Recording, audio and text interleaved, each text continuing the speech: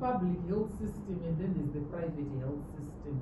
The public health system comprises your government institutions, your mission health institutions, and your council-run clinics.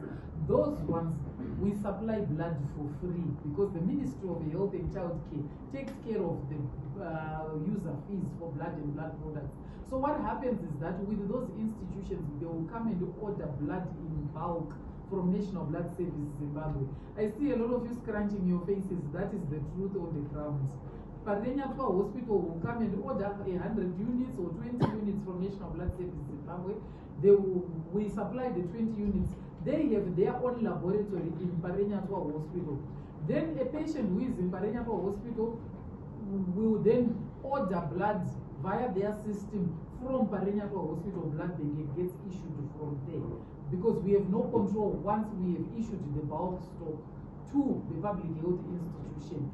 We then send an invoice to Ministry of Health and Child Care, and the government of Zimbabwe pays National Blood Service for that. So that is the public health system.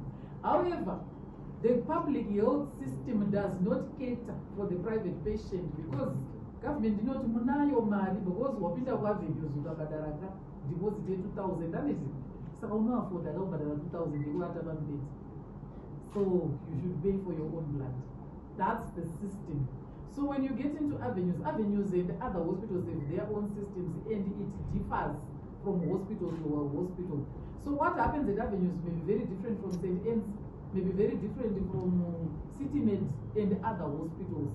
So it will be very difficult for me to really give you an answer again. But in general principles, what happens with the private hospitals is that they will take a sample from you and they will, if they don't have a lab, they will bring the sample, we will cross-match and we will issue the blood to them. And if the blood is not used, it's supposed to be returned to us and we return it to stock. But there is cancellation and cancellation comes with a penalty. But also, know that avenues may also take the blood from us maybe on credit. And because it takes for us from credit, we have nothing to do with the patient, we have everything to do with the hospital. We may not know the interaction that has happened between you and the hospital because we will bill Avenues Clinic and in turn Avenues bills you. So in terms of the refunds, we may not necessarily know what has happened. Unless if Avenues has asked you to come and pay directly to National Blood Service, then we will be able to answer the question and you say, this is our receipt. Here's how much we are retaining as cancellation fee, and we will process the refund for you. So it's a very difficult question for me to answer you because I'm not sure what your circumstances really were. Which of these last two circumstances actually happened to you? But in general principles, that's what happens. Private hospitals may probably run an account, in which case the patient is not even involved. And if the patient is to come to us and they bring their receipts, there will be a cancellation fee. You may not necessarily get 100% of your money.